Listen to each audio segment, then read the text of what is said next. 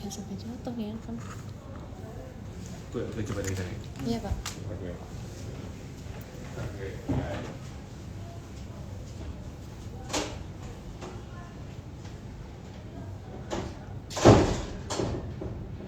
Gue sambil kerja deh.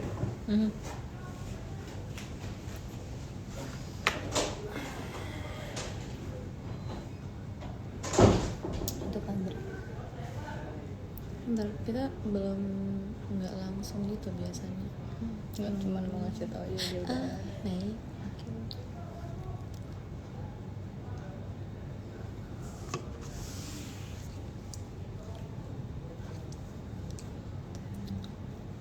Tunggu dulu bentar, agak ramean dulu beda ini biasanya.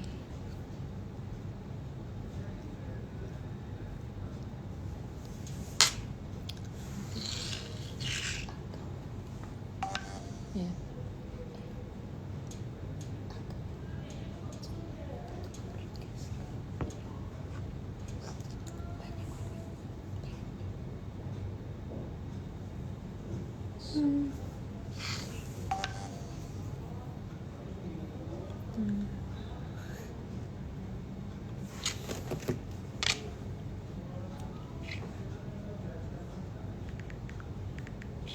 Ya. Ada apa?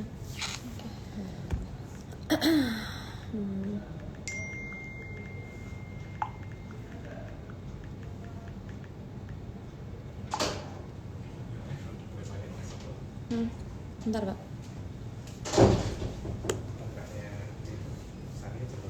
Mm-mm.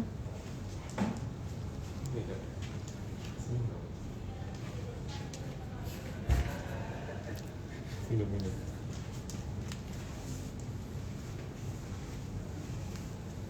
Mau aku dulu, kamu dulu. kamu dulu. Halo, selamat sore. Selamat sore. Selamat sore, Sobat BNI Sekuritas. Terima kasih sudah bergabung dengan kami hari ini. Apa kabar semuanya? Semoga sehat-sehat ya. Kita ketemu lagi nih. Kali ini tema live kita adalah meraih peluang hingga akhir tahun di era new normal. Namun sebelum kita mulai, kami berdua akan memperkenalkan diri terlebih dahulu. Saya Siska. Dan saya Sania. Kami yang akan membawakan dan menjadi moderator untuk hari ini. Oke, jadi selama kurang lebih 1 jam ke depan, saya dan Siska akan berbincang-bincang dengan narasumber kita. Siapa Sis? Kali ini pada sore hari ini yang akan menjadi narasumber kita adalah Pak Andri Zakarias. Jadi untuk teman-teman yang pengen tahu siapa sih Pak Andri Zakarias, beliau itu adalah analis teknikal dari divisi research BNI Sekuritas. Gitu. Oke, jadi buat sobi yang masih bingung bagaimana menghadapi pasar yang fluktuatif seperti belakangan ini, nanti akan dikupas tuntas di sini. Selain itu bakal ada tips dan trik yang menarik tentang investasi saham. Jadi terus ikuti live IG kita ya. IG kita hari ini. Oke deh, kalau gitu kita langsung undang aja kali ya. Oke. Bapak Andrinya. Pak Andrinya. Oke, sebentar kita undang dulu.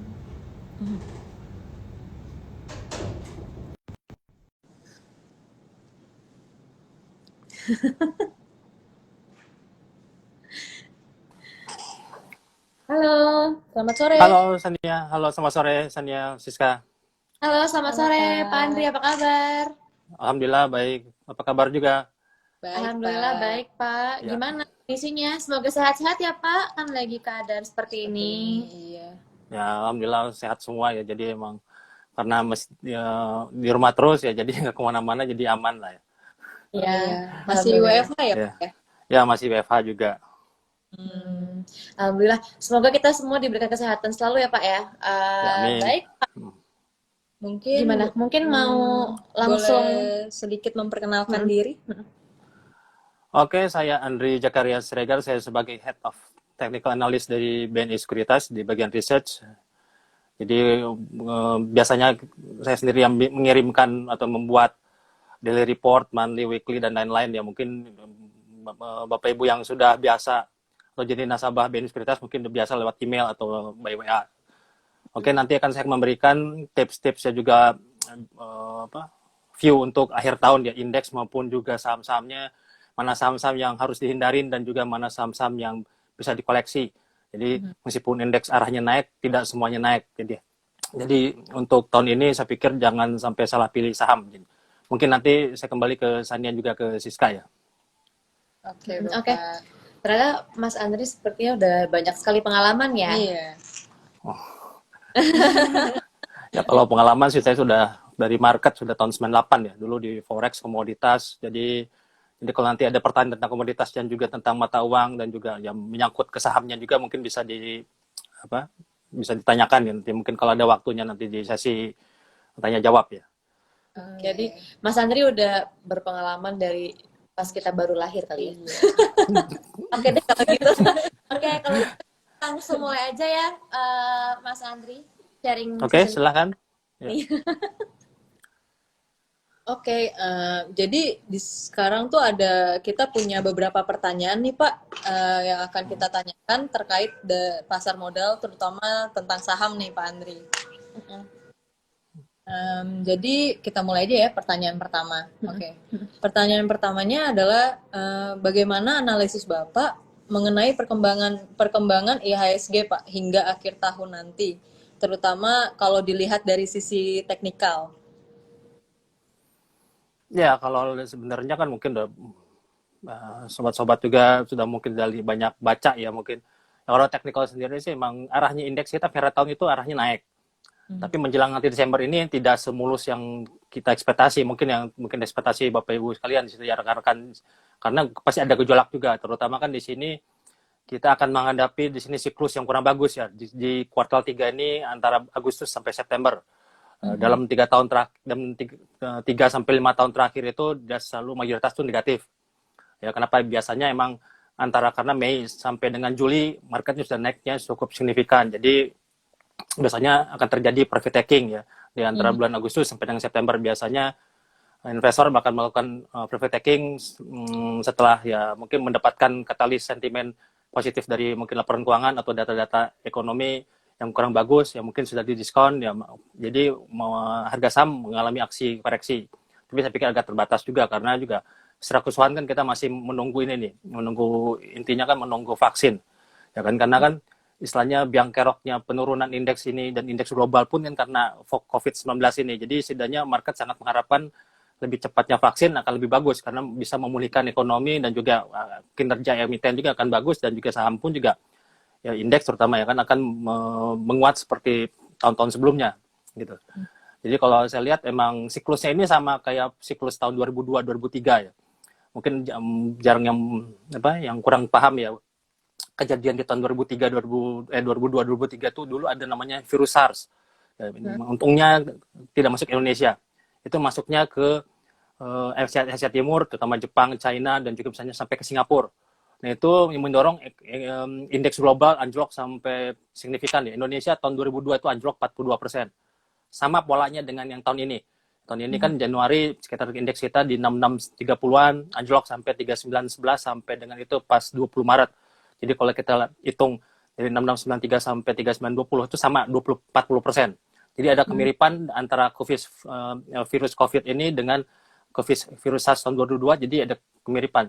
Dan setelah itu tahun 2000, kalau kita belajar historical, ya 2003 itu indeks kita melejit sangat signifikan mengikuti kinerja dari indeks global juga, ya, contohnya Shanghai dan juga Wall Street ya. Jadi kalau kita ekspektasi dengan adanya harapan perkiraan adanya vaksin di Amerika di bulan November dan juga Indonesia mungkin akan dibuat nanti di bulan Desember, ya kemungkinan ya akan polanya sama-sama. Jadi artinya kenaikan di tahun depan mungkin sudah kita antisipasi, mungkin bisa seperti tahun 2003. Tahun 2003 itu indeks kita naik sampai 63%.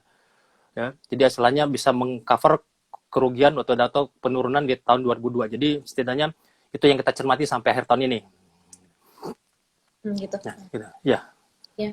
Oke, sekedar informasi aja buat teman-teman yang sedang live bersama kita hari ini, yang mau bertanya boleh banget apa namanya taruh aja di kolom komentar yang di bawah atau ada kolom yang khusus untuk question di sebelah kiri. Yang ada question marknya. Nanti kita akan bacakan yang kira-kira apa namanya berhubungan dengan topik hari ini ya. Oke. Pak, kalau menurut Pak Andri, sentimen-sentimen menjelang akhir tahun tuh gimana ya? Terus gimana strateginya apa aja? Ya sebenarnya sih polanya meskipun kalau kita lihat secara teknikal ya tanpa adanya COVID-19 atau corona pun sebenarnya indeks kita akan mengalami kenaikan di akhir tahun, itu biasanya terjadi di kuartal 4 gitu. Ya, karena biasanya ada yang namanya sentimen window dressing. Window dressing itu artinya misalnya fund manager akan melakukan aksi beli untuk memperbagus, mempercantik ya portofolio mereka untuk akhir tahun. Jadi biar istilahnya mereka baguslah jualannya untuk di tahun depan. Jadi portofolio mereka hijau semua, itu yang mendorong harga-harga saham dunia atau Indonesia ya, di bulan Desember itu selalu naik. Jadi artinya kalau kita lihat ada peluang koreksi di Agustus September ini, saya pikir ya kita secara teknikal memang siklusnya seperti itu. Jadi buy-nya di bulan Oktober sampai dengan hold sampai dengan Desember. Karena Desember itu memang selalu dalam 20 tahun terakhir itu tidak pernah merah ya, tidak pernah merah, artinya selalu hijau. Jadi selalu menguntungkan untuk investor maupun trader juga di pasar lokal ini. Jadi artinya ya mungkin yang harus kita lihat ya saham-sahamnya ya. Ya biasanya kalau saham-sahamnya yang harus kita lirik ya biasanya saham-saham BUMN. Ya biasanya kayak properti, kayak konstruksi, bank BUMN misalnya kayak BNI, BRI dan lain-lain itu biasanya naik signifikan ya. Dalam 5 tahun terakhir dalam kuartal 4 itu biasanya naik 50 sampai dengan 100%. Jadi artinya ya kalau ada penurunan di kuartal 3 ini ya sebenarnya time to buy untuk kita koleksi sampai dengan minimal sampai Desember atau bisa yang lagi panjang lagi nanti misalnya sampai Maret tahun 2021 ya, misalnya mau menjelang dividen ya, lintas dividen. Jadi ini polanya yang selalu berulang dalam 5 tahun terakhir. Jadi mungkin kalau saya lihat polanya sama seperti kondisi sekarang ini, karena technical index pun juga sejumlah saham-saham unggulan pun maupun yang lapis kedua, lapis ketiga pun juga sudah pada oversold ya. Tapi jangan salah juga ada banyak saham-saham yang juga mungkin akan mengalami penurunan lebih dalam lagi dan juga ada juga saham-saham yang naik lebih tinggi. Ya mungkin kalau kita lihat ya mungkin ada sektor-sektor yang diuntungkan ya. Contohnya yang cukup bagus secara teknikalnya sih masih contohnya mining ya. Karena mining kalau kita korelasikan dengan harga komoditas ya, contohnya harga emas, harga minyak yang bisa menguat sampai akhir tahun, harga emas juga masih akan melanjut lagi sampai 2.400 sampai 2.900 ya.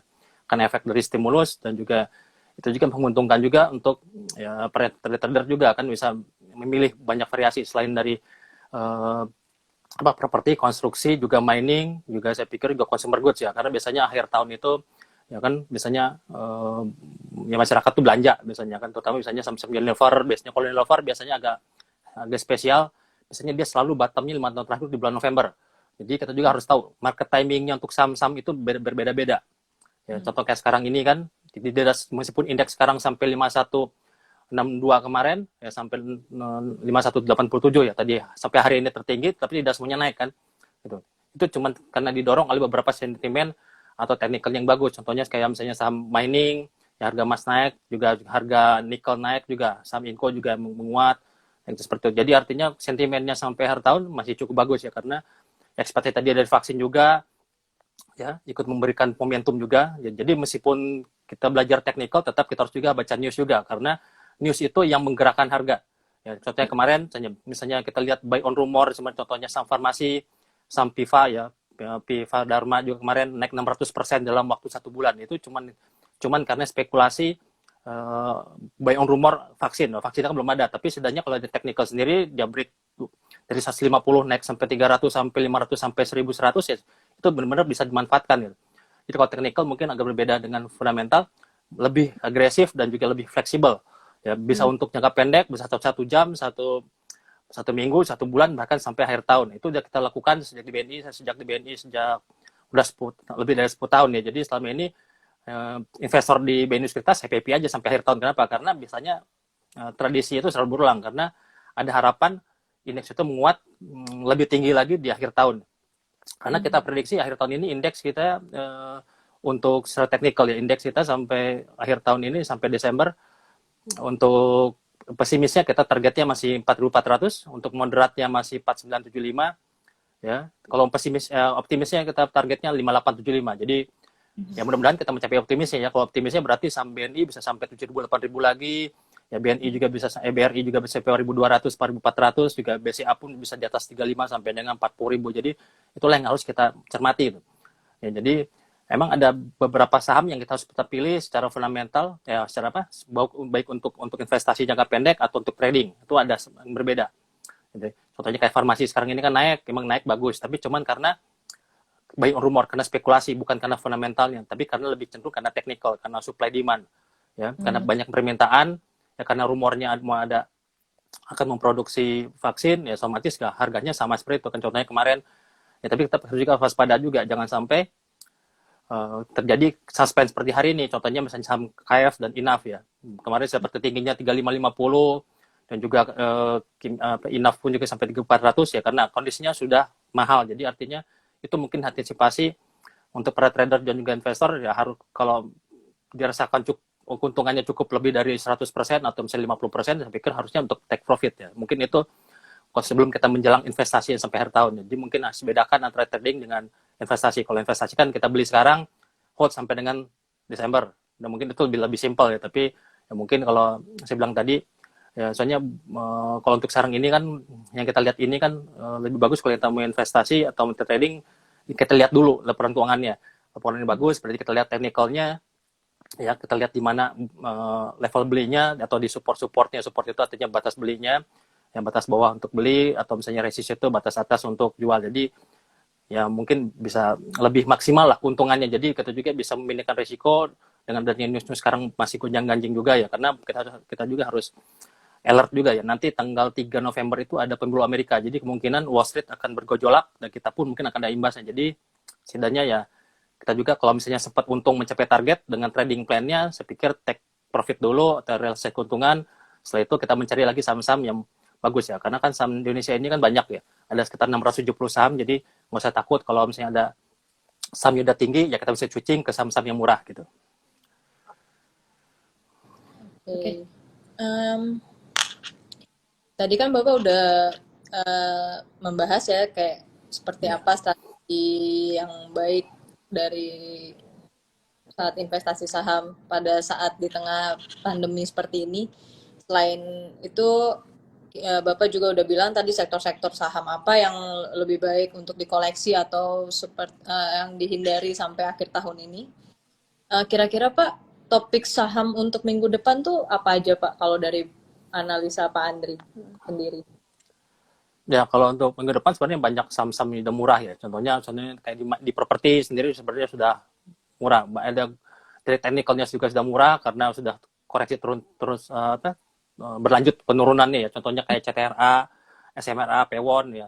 Pewon kan sekarang 380, SMRA sekarang harga di 530-an, ya CTRA juga sekarang di 600, saya pikir bisa diakumulasi karena sektor yang belum naik itu kan properti konstruksi. Ya, jadi ada rotasi. Sekarang wajar karena dana sekarang fund ini lari ke sektor misalnya mining. Karena mining lagi hot sekarang ini lagi trending. Karena apa? Karena harga minyak naik, harga emas naik, harga nikel naik, ya dan juga sentimennya lagi bagus dan juga masih switching ke farmasi. Tapi setelah semua itu kan nanti ada rotasinya. Nanti juga akan berbalik lagi nanti ke saham-saham yang murah. Contohnya kayak ke banking. Banking ini kan masih ditahan dulu karena apa? Karena konsumer ini masih naik.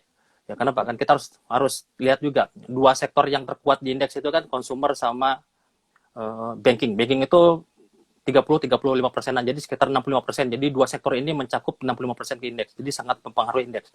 Makanya hari ini indeks koreksi wajar ya karena bankingnya nggak kuat. Ya, ditahan terus jadi kenapa ya wajar karena belum meliris laporan keuangan ya contohnya BNI, Mandiri dan juga BRI. Jadi saya pikir ya untuk minggu depan dan fokusnya ke saya belum tahu laporan keuangannya kapan dirilisnya untuk 3 bank BUMN ya sebenarnya bisa diantisipasi ya. Jadi setidaknya bisa kita beli juga kalau untuk properti kita teknikal yang bagus itu Pewon, SMRA, CTRA ya. Tapi kan SMRA kemarin baru masuk ke indeks EQ45. Ya, sementara konstruksi sendiri kita prefernya ke Wika PTPP. Ya, PTPP kemarin gagal tembus di atas 980 ya saya pikir juga masih bisa naik lebih lanjut ya. Kalau Wika kan kalau lihat saya lihat tadi di 1100 ya, masih akan lanjut lagi karena sebenarnya secara teknikal sudah murah. Jadi artinya bisa akumulasi cicil beli dari Senin yang mungkin nanti menjelang Jumat ya. Biasanya kalau naik tidak signifikan ya. Paling dia konsolidasi dulu pelan-pelan baru akan ada akumulasi. Contohnya juga berikutnya saham batubara. Ya, saham batubara kemarin naik, hari ini turun ya wajar karena dia sebenarnya masih trennya masih bearish. Ya masih trennya masih turun, ya bearish itu turun artinya. Contohnya, tapi mungkin karena harga minyak sekarang lagi rebound, mungkin bisa dimanfaatkan untuk trading dulu jangka pendek. Contohnya kayak misalnya Adaro, ya kita targetnya kemarin di BNI Sekuritas di Monday TA ya untuk yang edisi untuk yang bulanan itu targetnya masih 1185. Kalau untuk Harum juga targetnya saya lupa lagi, tapi kalau untuk ETMG targetnya masih 8.500 sampai 9.400. PTBA juga sama, selama dia masih di atas 1970 saya pikir masih bisa menuju ke 200 ke 2200 2280 sampai dengan 2370. Ya, tapi hati-hati bagus untuk jangka pendek. Ya, kalau untuk yang small cap mungkin kita lihat di sini Doit atau Indi. Ya, Indi pun sebenarnya masih bagus ya karena juga ya kan resistnya kan di 10.080 ya, mungkin bisa menuju di sini tahanan atasnya di sekitar di 11.100 sampai dengan 11.880. Ya, kalau untuk Doit kita lihat resistnya sendiri tahanan atasnya ya kalau tembus di atas 294 ya saya pikir bisa menuju 320 sampai 360. Jadi saya pikir ya saham-saham itu bisa untuk diakumulasi. Dan juga yang serang lagi mungkin yang baru naik, contohnya hari ini saham dari sektor trade ya, trading ya, retail ya, karena efek dari apa? Jadi kalau kita mau beli itu beli yang ada good news-nya. Kita kombinasikan dengan teknikalnya. Contohnya misalnya kayak retail, karena ada isunya kemungkinan pemerintah akan memberikan stimulus 600.000 kepada 15 juta orang, itu sebenarnya bagus untuk retail. Ya, jadi makanya tadi saham LPPF cepat naik, tadi juga RALS sempat naik ke 625, ya tadi juga saham ke apa namanya MAPI ya. MAPI juga kita rekomend juga buy di 650 sampai 690, ya targetnya masih 750 sampai 800. Jadi saham sektor retail tadi properti, konstruksi dan juga batu bara. Ya, saya pikir yang termurah ya. Tapi kalau minggu depan mungkin kalau nanti dibukanya saham KF dan PIVA, saham dan INAF ya, Indofarma dan Kimia Farma mungkin agak koreksi dulu. Tapi saya pikir masih akan tetap naik lagi. Contohnya hari ini kan saham farmasi lainnya PH dan juga PIVA masih tetap menguat ya, karena sentimennya masih cukup bagus. Jadi saya pikir wajar di suspend ya, karena kenaikannya sudah signifikan ya. Karena KF kan dalam sebulan ini udah naik 500%. Jadi saya pikir bursa melakukan aksi suspend ya, karena untuk supaya cooling down dulu, supaya tidak terlalu overheat, dan juga supaya tidak menjadi ajang spekulasi seperti itu. Jadi ya, saya pikir cukup itu yang ada 4 sektor yang mungkin bisa dilirik untuk minggu depan ya. Oke Pak. Oke, terima kasih Pak untuk jawaban-jawabannya. Untuk teman-teman Sobi yang lagi live bersama kita, bisa langsung menulis pertanyaannya di kolom pertanyaan di bawah ya, yang ada tanda question mark-nya. karena terkadang kalau di komen Langsung ketimbun deh sama yang lain. komen-komen yang lain, jadi kayak langsung nggak bisa terbaca. Jadi mendingan langsung tanya di kolom question mark. Kita tunggu 1 menit lah. Dan tenang aja buat teman-teman yang mau nonton lagi, nanti kita akan save kok live IG-nya.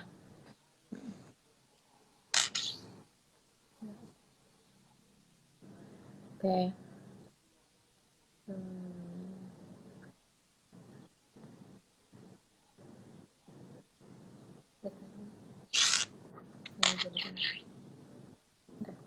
Nah, Pak Andri, kita ada pertanyaan ini dari Bapak Arya Daulay. Oke. Untuk saham MDKA, bagaimana sih teknikalnya Pak? Berapa TP sampai akhir tahunnya kira-kira? Ya, kalau MDK itu kan saham produsen untuk emas dan juga tembaga. Jadi Bapak harus tahu dulu targetnya untuk harga emas di akhir tahun dan juga harga tembaga.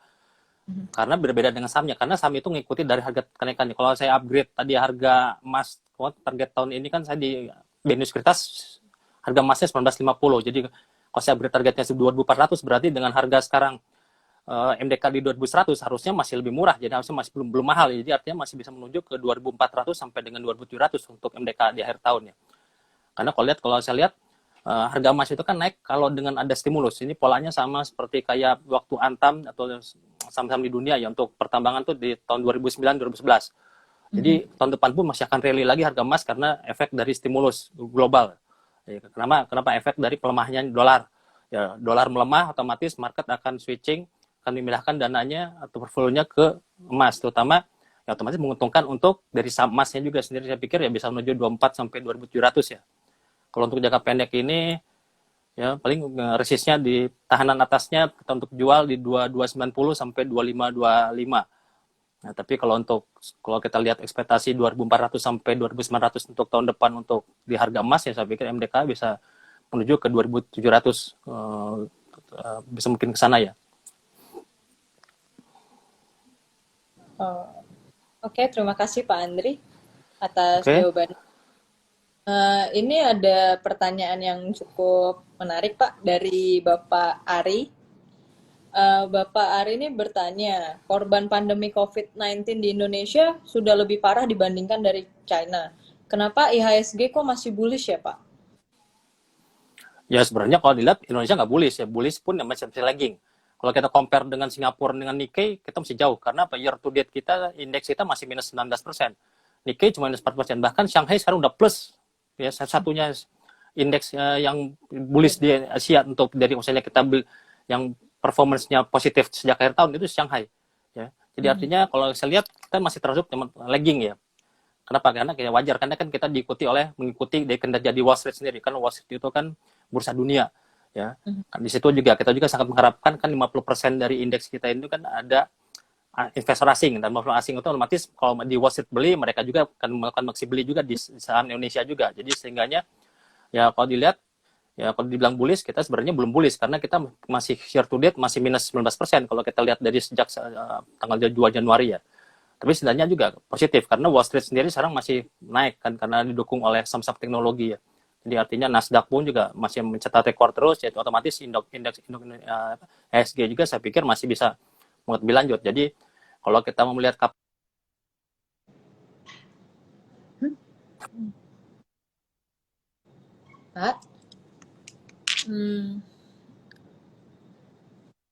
posisinya di Wall Street sendiri, kalau Wall Street sendiri masih naik ya saya pikir indeks kita masih akan naik terus ya. Oke. Oke Pak, next question kita dapat pertanyaan dari Ibu Nasi Nambela.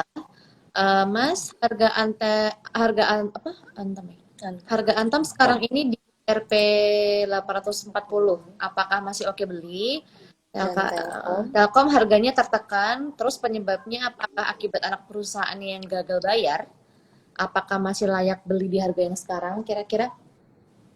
Ya, kan kalau kita lihat Antam sendiri kan sama juga kinerjanya mengikuti indeks, mengikuti harga emas ya, komoditasnya. Tapi kalau lihat harga emas sekarang tadi sesi di Tokyo tadi sempat profit taking ya, saya pikir juga kenaikannya harga Antam juga agak terbatas. Jadi memang nasibnya Antam ini tergantung harga emas. Kalau harga emas bisa mencetak rekor lagi ke 2.100 sampai 2.200 dolar per troy ounce, artinya harga emas target saya sih masih 850 sampai 920 untuk target jangka pendek. Jadi kalau kita mau beli, mendingan cicil beli. Kenapa? Karena Antam ini kan sebenarnya dalam 4 hari ini udah naiknya cukup signifikan ya, dari 690 sampai dengan 850. Jadi resikonya cukup tinggi. Jadi mendingan kondisinya pun sekarang kalau teknikal pun sudah mahal ya. Jadi untuk yang trading harian ya.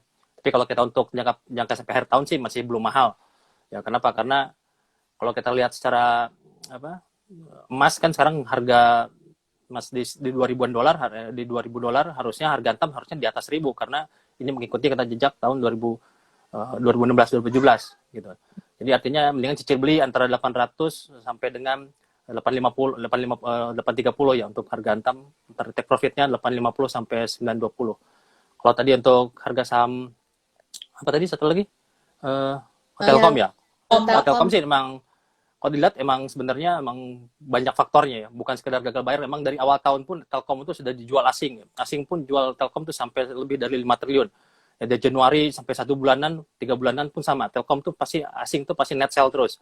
Kenapa? Karena ya otomatis karena dari sektornya sendiri masih kurang bagus ya. Kita lihat juga komparasinya ISAT dan lain-lain pun juga masih belum naik banyak gitu. Artinya ya kalau lihat teknikal sendiri sih kelihatannya agak cukup simpel ya karena dia beberapa kali gagal di atas 3.150 ya, selama ini gagal di atas 50 jadi otomatis pasar melakukan aksi jual. Jadi mungkin kalau dari fundamentalnya karena investasinya di tele mungkin ini yang mungkin agak menahan ya, tapi teknikalnya sendiri memang kalau Bapak Ibu lihat kemarin di outlook teknikal kita di awal tahun memang kita targetnya sih memang harusnya Telkom itu di bawah 3.000. Jadi antara supportnya sendiri batas belinya tuh untuk di bawah ya antara 2.500 sampai 2.750.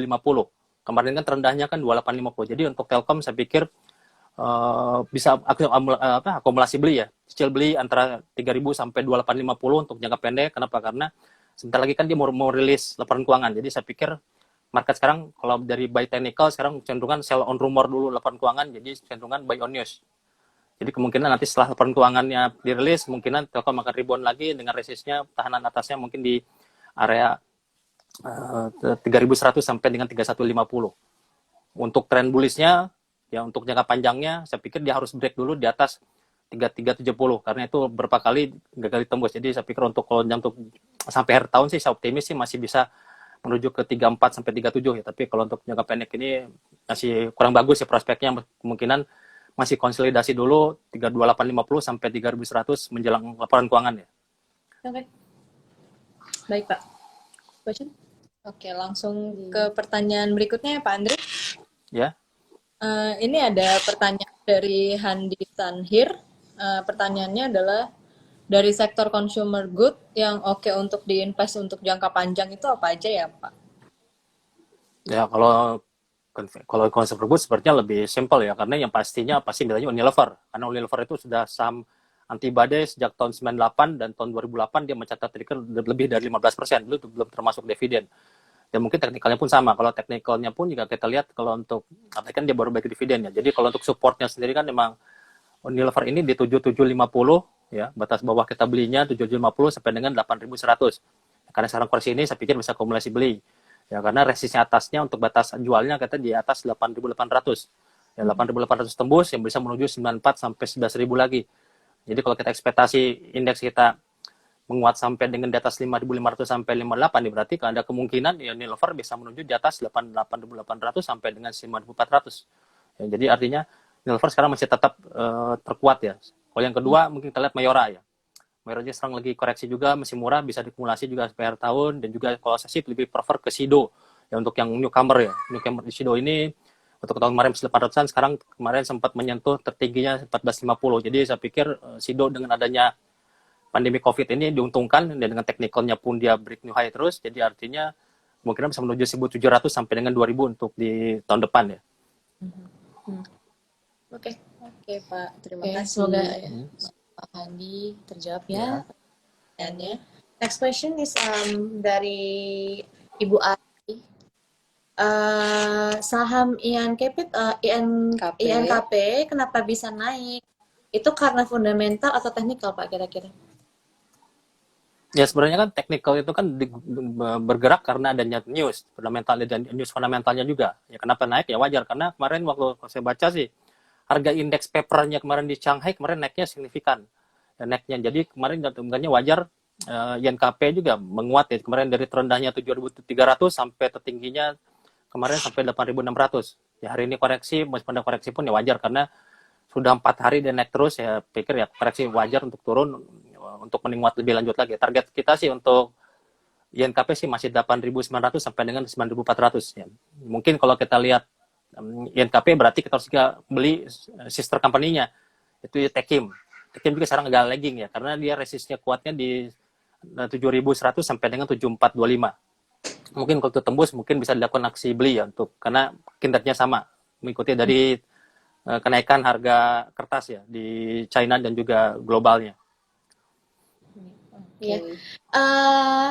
Buat teman-teman, sekali lagi kita informasikan yang mau bertanya silahkan bertanya di kolom pertanyaan yang ada gambar question mark-nya.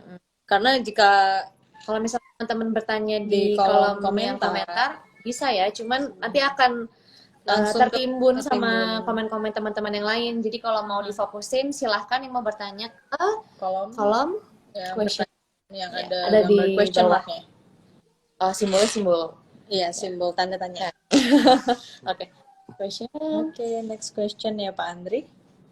Ya.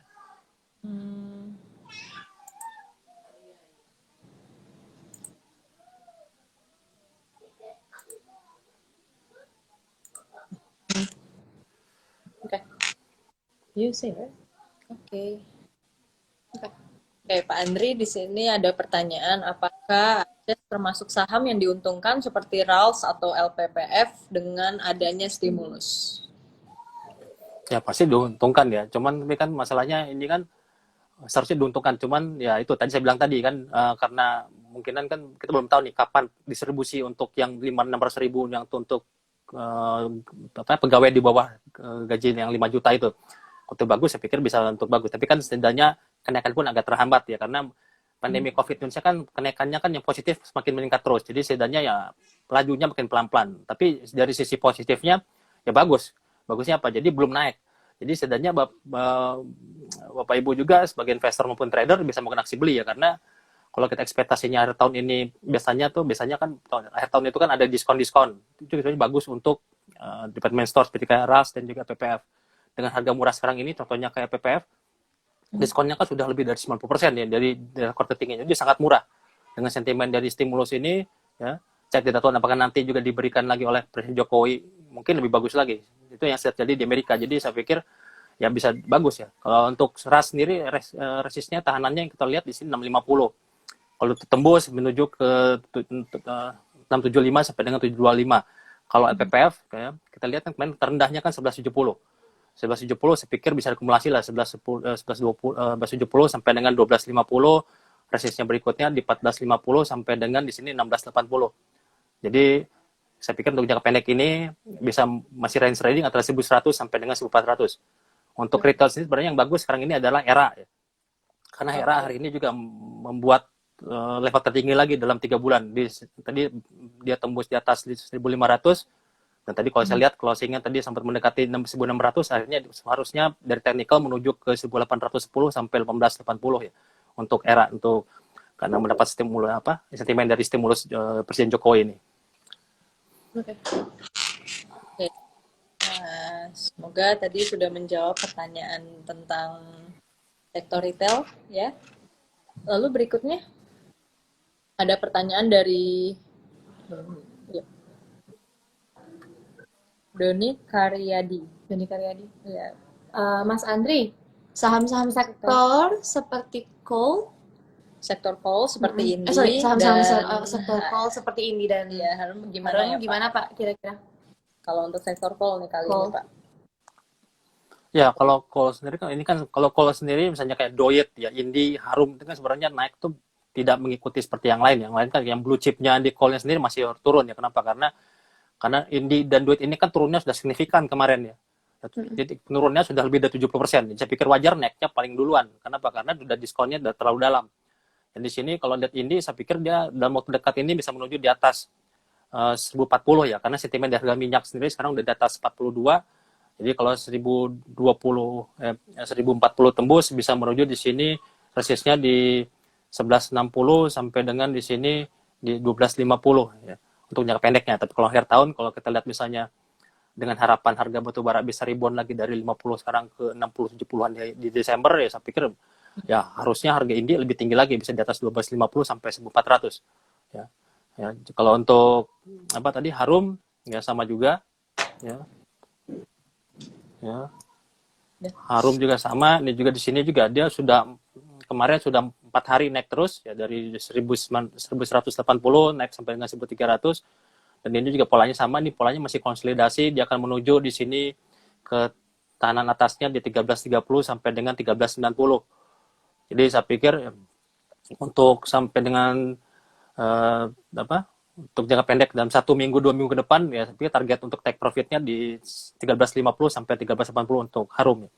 Tapi kalau kita lihat untuk jangka menengah ya kalau dia sampai tembus di atas 1380 itu berarti targetnya itu ada pola teknikalnya cukup bagus itu targetnya di sini ya berarti antara 1580. Ya, jadi kalau sampai tembus di atas 1380 target berikutnya untuk jangka menengah ke 1580 untuk Harum.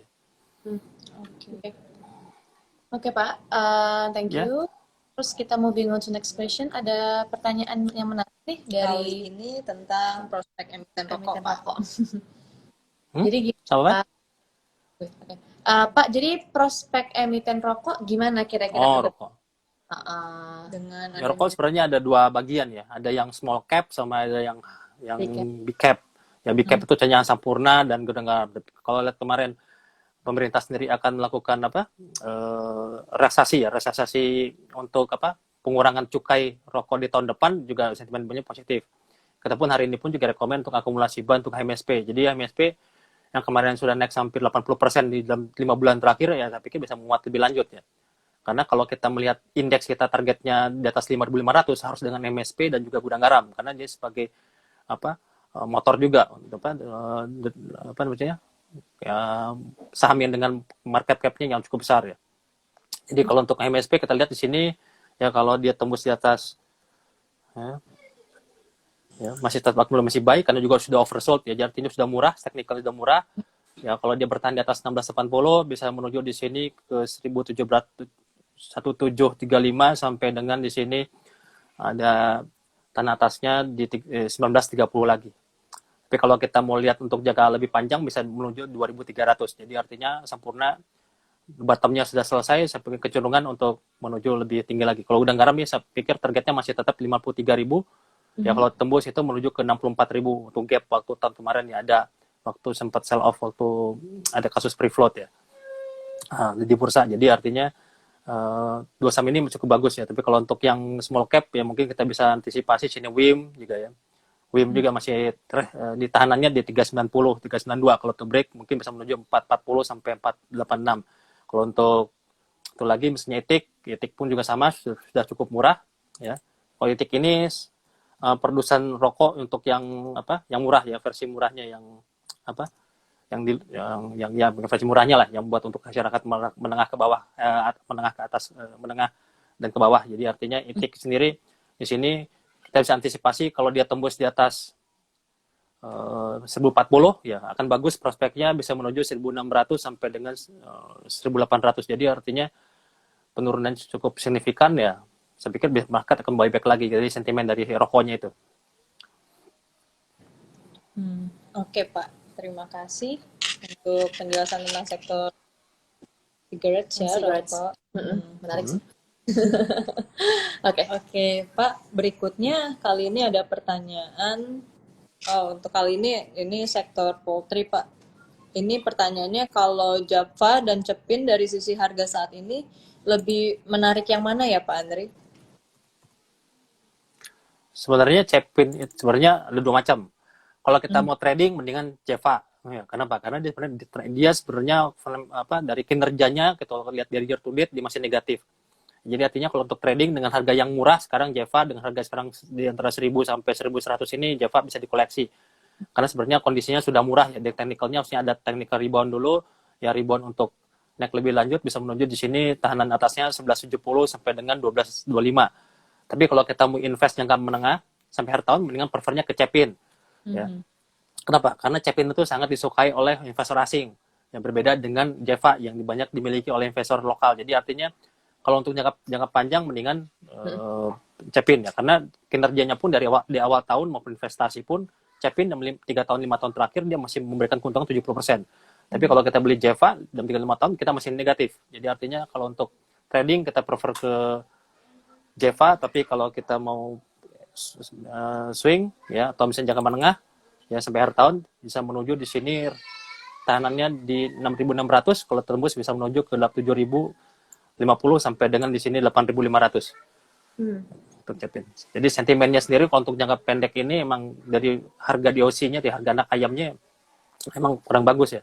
Jadi emang tapi sebenarnya kondisinya sudah murah ya saya pikir perlu 1-2 mingguan dulu untuk konsolidasi baru beli. Setelah itu nanti mungkin akhir Agustus ini sampai September mungkin akan menguat lebih lanjut ya untuk sektor poultry. Oke Pak.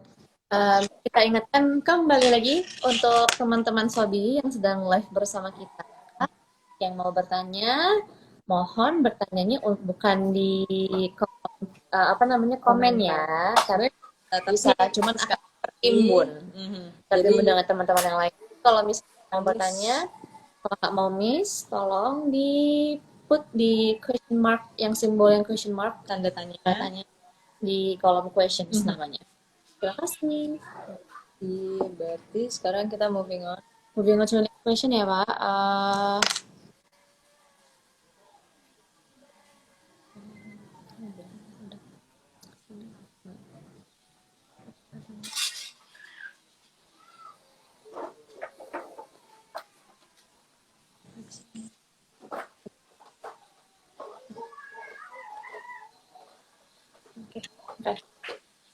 Oke Pak, ini Ya, final question dari Kartuma. Pertanyaannya, lebih bagus oh, mana? ASI Astra atau atau INDF INDF? Pak untuk jangka panjang? Astra, SII atau NDF INDF. untuk jangka panjang. Jangka panjangnya tergantung berapa lama juga ya. Soalnya kan kalau kalau dilihat secara apa namanya, secara return untuk 3 sampai 5 tahun lebih bagus sih ke saham INDF. Karena INDF 3 sampai 5 tahun menghasilkan keuntungan 30 sampai 30 sekarang ini dengan harga sekarang ini 36 sampai dengan 56%. Ya, kalau Astra sendiri saya belum lihat di sini. Kalau Astra saya berapa ya tadi? Kalau Astra ya saya pikir saya prefernya sih ke apa? Ke Astra Internasional ya dengan harga sekarang ini karena diskonnya Ya. cukup tinggi ya. Ya, dari tertinggi 9.300 sekarang dengan harga 5.000, saya pikir prefer ke Astra. Kenapa? Kalau Astra Nasional sekarang didukung oleh anak usahanya. UNTR dengan tambang emasnya sekarang udah mulai cuan ya, dengan harganya sekarang meningkat signifikan ya. UNTR dan juga Ali juga harga CPO juga lagi naik. Jadi saya prefernya sih ke ICI karena target kita sih masih 8.600 sampai dengan 9.000 untuk setahun 2 tahun ke depan ya untuk jangka panjangnya. Oke Pak. Berarti Bapak lebih prefer dari untuk jangka panjang. Ya. Lalu Pak, berikutnya ini ada pertanyaan lagi tentang sorry. Not that one, Eh, this one. no. Nah, This one. tentang konstruksi Pak ini. Antara saham WSKT dan ADI, kemungkinan kapan akan kembali normal lagi Pak? Di angka sebelum pandemi. Wah, kalau untuk sebelum pandemi agak berat juga ya. Karena ini kan konstruksi ini pun sebelum ada pandemi, ini konstruksi seperti KWK, SKT dan ADI sudah turun sejak 3 tahun yang lalu. Dari 3 tahun, dari 2018 sampai 2020 ini turun terus. Diperparah dengan kondisi pandemi COVID, jadi tambah lebih dalam lagi. Jadi kalau dilihat, saya pikir sih belum signifikan ya. Kalau konstruksi itu kan tergantung, kalau kita lihat ya secara simpelnya melihatnya di GDP ekonomi, GDP Indonesia, pertumbuhan ekonomi. Kalau ini kita bisa balik lagi di atas 5 sampai 7%, ya saya pikir konstruksi bisa balik lagi, terutama WSKT dan juga ke Adikarya. Waskita mungkin bisa menuju di sini untuk fair value-nya untuk technical, yang untuk jangka menengahnya di 1000-an sampai dengan 1400 ya. Ya, kalau untuk Adikarya mungkin agak susah. Kenapa? Karena dua saham ini kan sebenarnya masih ada kasus ya, banyak kasus-kasus KKN, jadi sebenarnya agak membebani dan untuk dari GCG-nya. Jadi untuk jangka pendek, untuk jangka panjang ya saya pikir kalau untuk Waskita dan juga Adi, saya sih prefernya ke Adi ya. Karena Adi sini polanya ada pola bullish, ya polanya pola naik ya. Ya. Kalau kita melihat jangka panjang berarti seharusnya kalau dia tembus di atas 700 dia bisa menembus ke 800 sampai dengan di sini ke 1100 lagi. Jadi kalau lihat prospeknya saya prefer ke Adi dibandingkan Waskita karena Waskita sekarang ini emang lagi paling lagging ya, paling lemah di sektor konstruksi ya. Oke. Alright. Juga ya untuk sektor konstruksi. Oke. Another question Pak, kita ada pertanyaan tentang ya, ini gimana Pak view IDX akhir tahun? Sekarang secara technical wave kira-kira berapa dan ada IDX apakah sudah bottoming sekarang? Kalau misalnya masih bisa turun kira-kira ke berapa?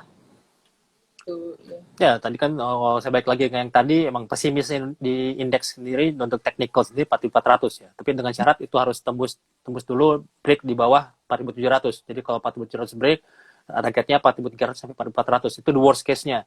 Ya, sisi terburuknya. Tapi kalau kita lihat sekarang ada harapan vaksin, news-news yang ada stimulus, harusnya sih bottomnya sudah selesai. Tadi saya bilang tadi kan polanya sama dengan 2002-2003. Ya, ketika ada virus SARS. Ya, setelah virus SARS diatasi, ya 2003 akhirnya indeks kita rebound. Jadi kondisi seperti ini saya pikir ya indeks kita masih bagus ya. Jadi targetnya memang kalau fundamental kan kalau dari analis equity target indeks sendiri di 5.550. Kalau kita optimisnya di 875. Jadi mungkin ya berarti antara kisaran di atas 5.500. Jadi artinya cukup bagus. Jadi artinya selama tidak ada gelombang kedua COVID di Indonesia, saya pikir juga technical akan mendorong kenaikan menuju ke target-target di BNI Sekuritas gitu ya.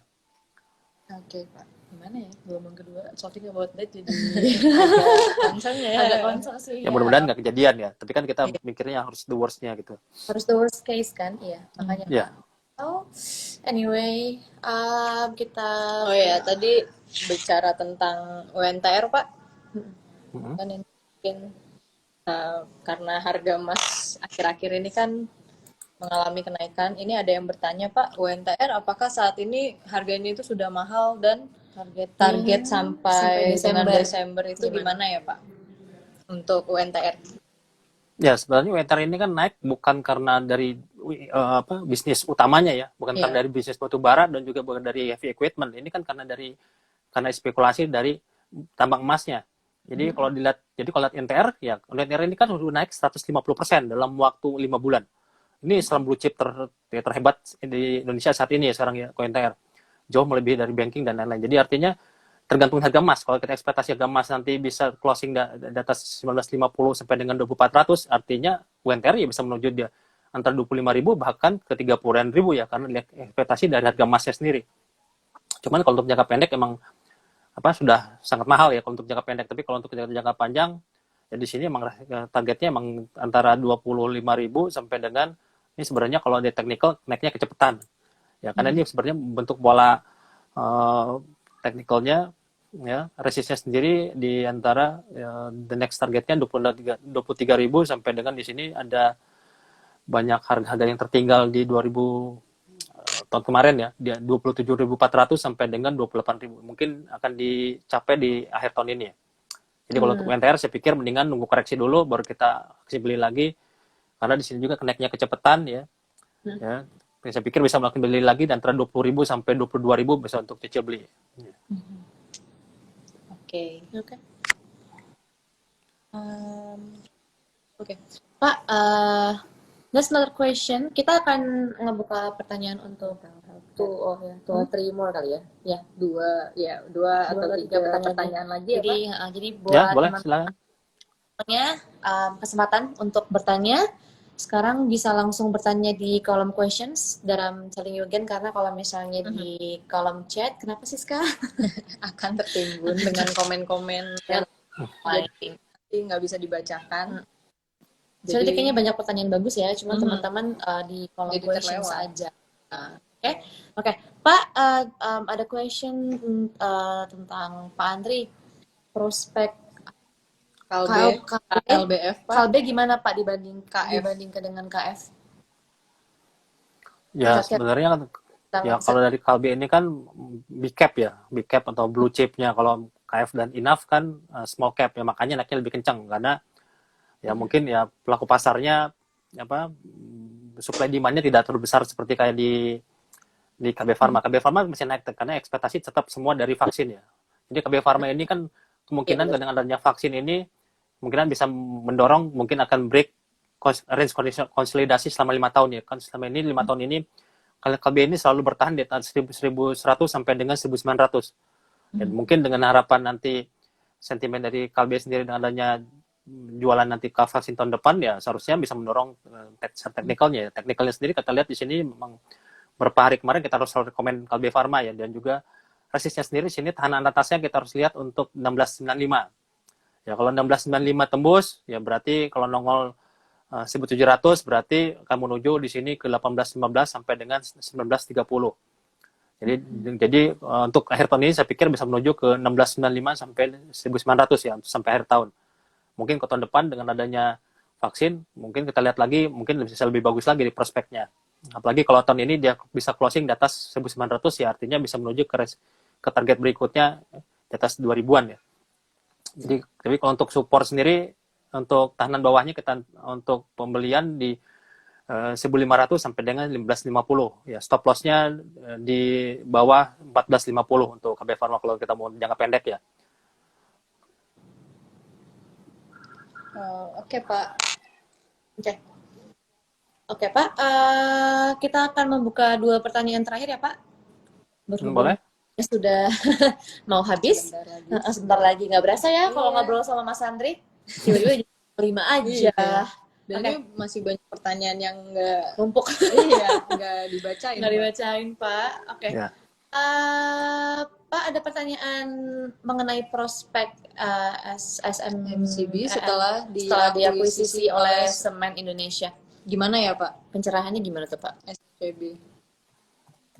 Ya kalau by technical ya, karena biasanya kan kalau orang sudah dikuisisi kemungkinan ya sahamnya tidak banyak bergerak. Contohnya tadi yang sekarang yang terjadi di saham BNLI, saat dikuisisi oleh Bangkok Bank ya harganya malah stagnan. Jadi saya pikir tidak terlalu signifikan ya. Tergantung dari nanti kalau dari fundamentalnya itu sebenarnya urusannya fundamental. Tapi kalau dari technical sendiri ini masih long consolidation, artinya konsolidasi agak panjang ya karena sejak akuisisi di sini volumenya makin menurun. Jadi artinya minat untuk trading investasi saham ini pun juga berkurang ya. Tapi kalau dari technical sendiri di sini saya pikir kalau kita mau spekulasi ya bisa untuk beli ya selama di atas 990 dia akan menuju di sini ada tanah atasnya di 1200 sampai dengan di sini 1300. Jadi untuk stop loss-nya cukup murah ya di bawah 990 sampai 950 untuk stop loss-nya, untuk target ke atasnya di 1200 sampai 1300. Jadi mungkin bisa cermati lah, kalau tapi mungkin agak lama ya karena ini kan sahamnya volumenya minim ya. Ya. Oke, last question Pak, pertanyaan terakhir. Ya. Saham BBKP gimana ya Pak? View Pak Andri?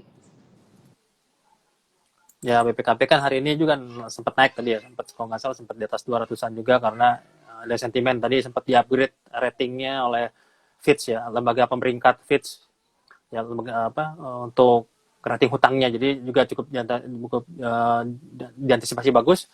Dan technical pun sebenarnya juga akan bikin new high lagi, seharusnya BPKP ini di atas 210 dia menuju 250. Jadi kemungkinan dia akan membentuk pola technicalnya masih bullish ya. Jadi kalau ada penurunan di bawah 180, 170 juga bisa beli, nanti bisa kita take profit di atas 210 sampai dengan 250 untuk BPKP. Karena sentimennya dari sektornya juga dari news yang ada juga cukup bagus ya. Oke. I think we can still have another question ya. One more. Boleh. Kalau mau satu lagi. Boleh. Satu lagi ya Pak ya. Satu pertanyaan Boleh. lagi. Famous banget nih Pak Andri, banyak sekali yang bertanya. Ya kan waktunya juga terbatas. Biasanya kalau kemarin-kemarin sih 2 jam biasanya. Lain kali kita Webinar kali ya. webinar sih Pak kalau mau yang Ya. Oke. One more question kita lihat dulu. Oke. Oh, terus Terus mau.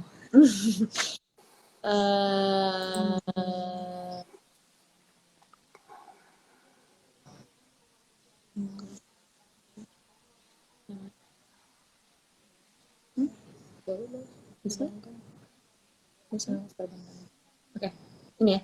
Oke, Pak, pertanyaan terakhir. Perbankan itu kira-kira menunggu koreksi atau masuk sekarang, Pak? Untuk ke sektor perbankan, Pak. Sebenarnya perbankan masih nunggu momentum ya, karena kalau kalian lihat kan memang big cap terutama ya Bank BUMN, BRI, Mandiri kan masih konsolidasi ya, nggak kemana-mana dalam 1-2 minggu ini karena menunggu laporan keuangan. Di sini pun sama, indeksnya pun sektor dari technical sektornya pun juga sama, dia masih konsolidasi selama 2 minggu ini. Jadi artinya nunggu momentum dari laporan keuangan. Jadi tapi kalau dari sentimennya sih masih tetap bisa naik lagi ya, karena di sini sentimennya masih bullish karena meskipun dia konsolidasi tapi minim volumenya kecil. Jadi artinya pelaku pasar masih hold untuk buy untuk saham BUMN dan juga saham-saham banking. Jadi artinya saya pikir masih meskipun ada koreksi pun masih untuk beli lagi ya, karena ya sentimennya masih bagus ya. Banyak good news di saham bank perbankan ya. Oke Pak. Oke, terima kasih. Maaf waktu yang sangat terbatas. Kita harus sama-sama juga hari ini. Oke Pak, terima kasih ya Pak udah sharing hari ini mengenai. Terima kasih Siska, ya Sania. Waktunya untuk sharing bersama kita. Ya, oke. Kalau gitu kita close dulu ya Pak, Pak Andrinya. Terima kasih ya Pak. Oke, sama-sama. Terima kasih juga. Oke, mari. Oke, Sobi, semoga sudah terjawab semua pertanyaan-pertanyaan hari ini mengenai tips dan trik investasi saham di tengah pandemi seperti ini.